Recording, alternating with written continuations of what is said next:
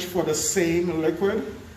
You might want to hold on to it, just kind of cap it like that and reuse it. But in most cases, you throw it away.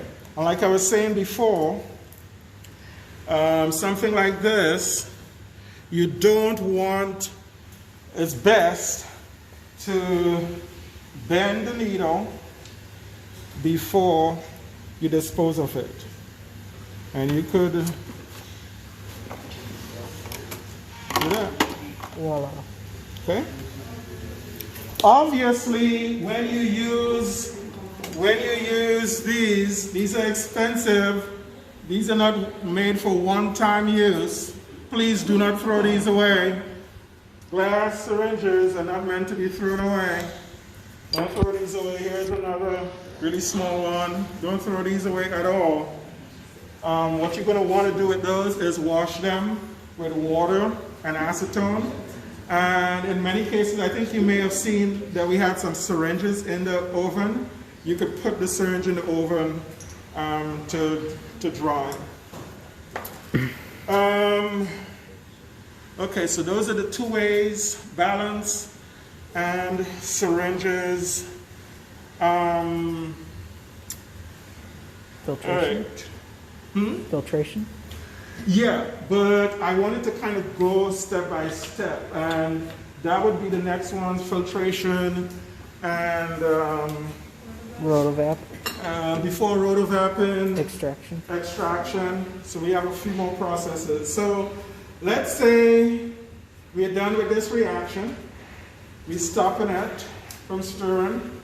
In many cases, what we have you guys do, it was getting kind of warm there.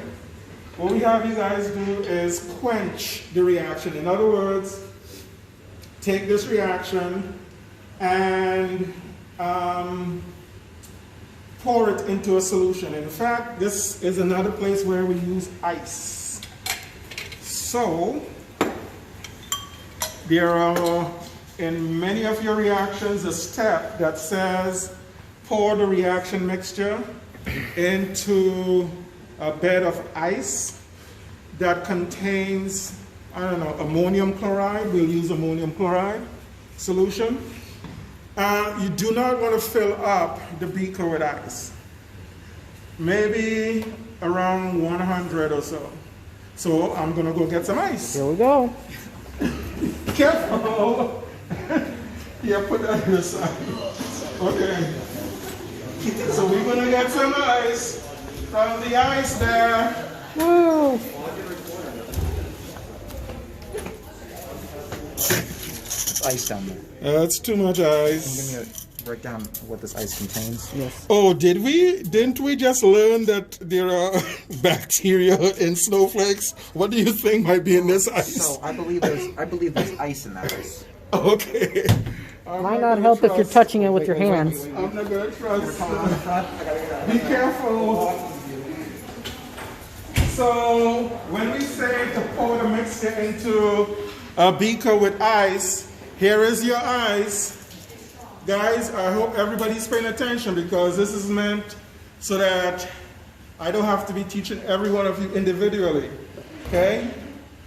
So here's our ice. Let's say we're going to pour ammonium chloride. What we'll do is just cover the ice with the ammonium chloride solution, like so. Just barely covering it on the level of it. That's good. And then, this doesn't have any solid in it right now because the solid that I put in there has dissolved. Something like this, if you get to a point in your reaction and it's all liquid like this, the next step really is going to be extraction. And so we'll show you that. But if there was solid in here, we poured it in and the solid remained, then we'll have to do filtration, okay? So that's one of the ways to determine, and in most cases, I already told you what procedure to use.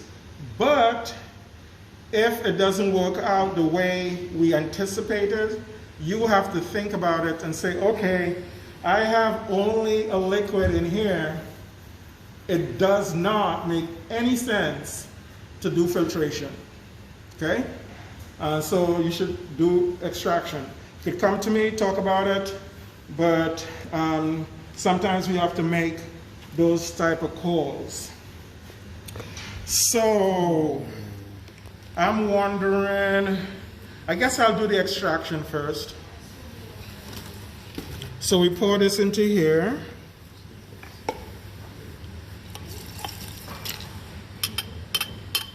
So whether you do an extraction or filtration, in many cases, you would do this step of pouring it in.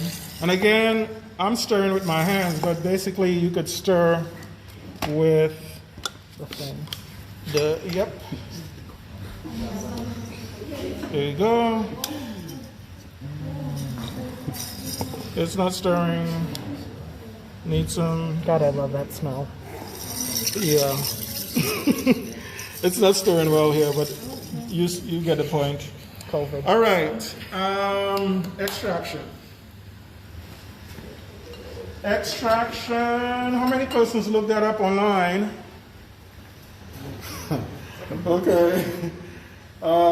These are what we use for the extraction. These are called separatory funnels. Okay?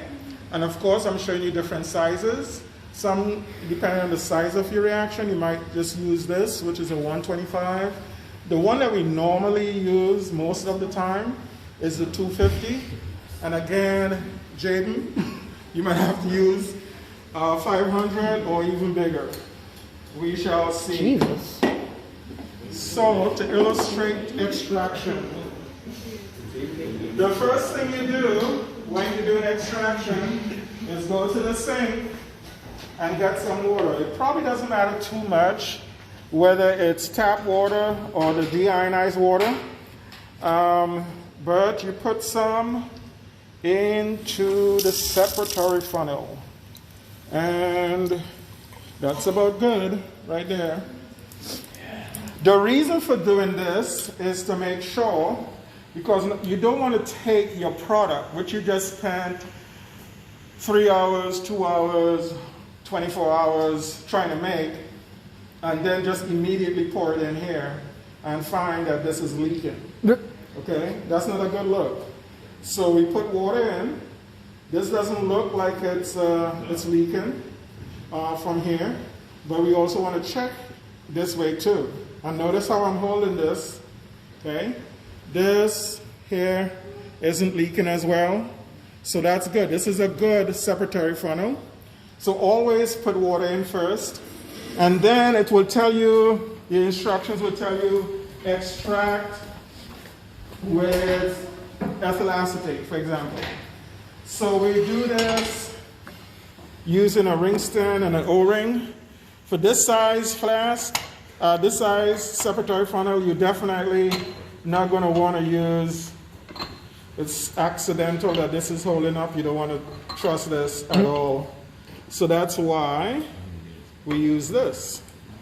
And it will go in here. It just has to be manipulated into the cork ring.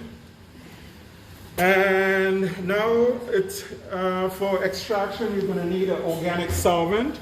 And the organic solvent, in many cases for your procedures, is ethyl acetate, which we can measure out, again with a measuring cylinder. Normally about 30 to 35 milliliters, if it doesn't say exactly how much ethyl acetate to use.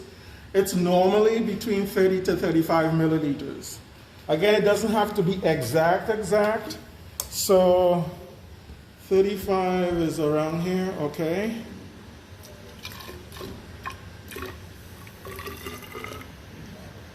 Yeah, I went over 35, but it's no big deal, because eventually we'll be evaporating this away. And again, you could use your, just like this, pour it in, which is fine, I think, for this, or you could use a funnel.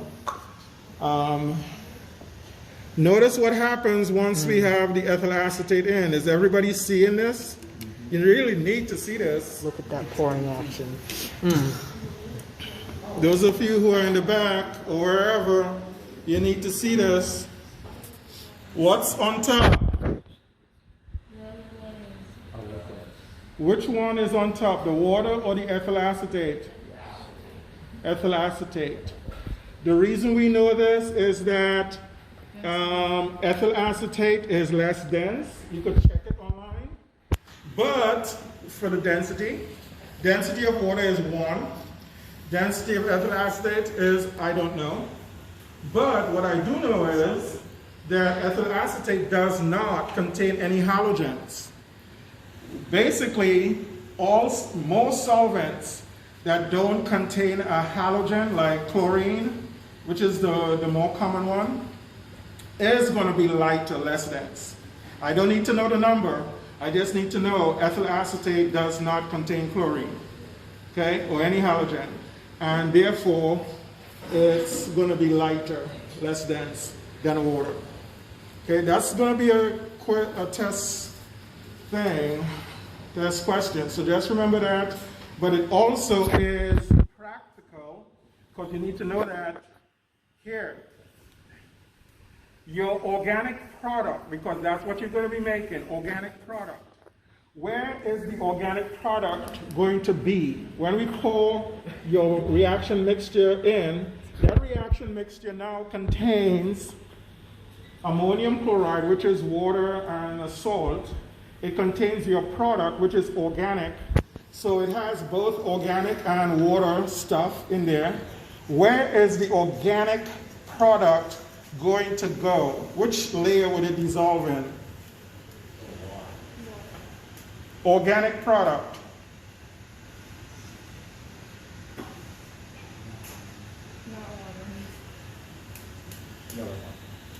Okay. Organic products are going to be like dissolves like. Ethyl acetate is organic. So the organic product is going to go in here. So again, you could use a funnel, it depends. This still has ice in it, but it'll be fine. The ice will eventually melt. I'll just pour some of it. Okay? Less technique on the pour. All right, so we put water in first. We put a solvent in next, which is ethyl acetate in most cases. And then we pour our product mixture. Okay, then we don't really need to take this off.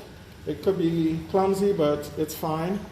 Again, notice how I'm doing this. In one hand, I'm holding the separatory funnel. The other hand is free, so I could open this out because ethyl acetate is not as volatile, say, as ethyl ether, but it's still a good idea to vent. What is opening this is called venting. And so now what we do is shake, shake, shake. Very scientific. Yeah, I know. We shake it up. And this process of shaking would allow more of the organic product, your product, to go into the organic layer. Okay? So, we shake it, vigorously and stuff. Open that up. And this should separate out back into 2 layers.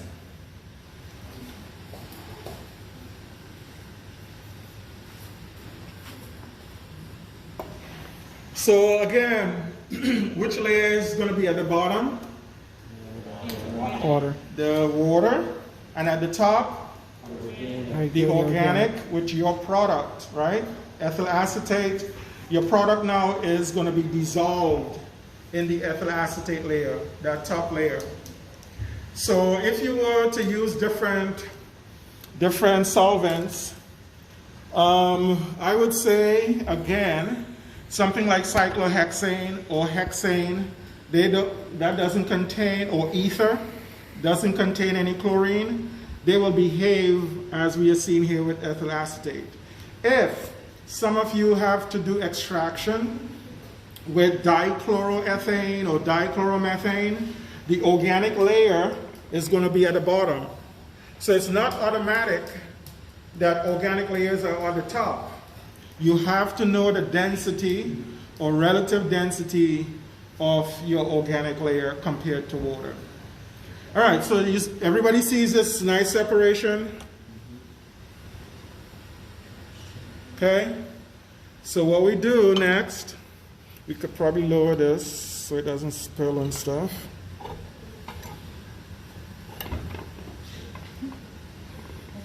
So what we do next is drain out the bottom layer. That's the water. And then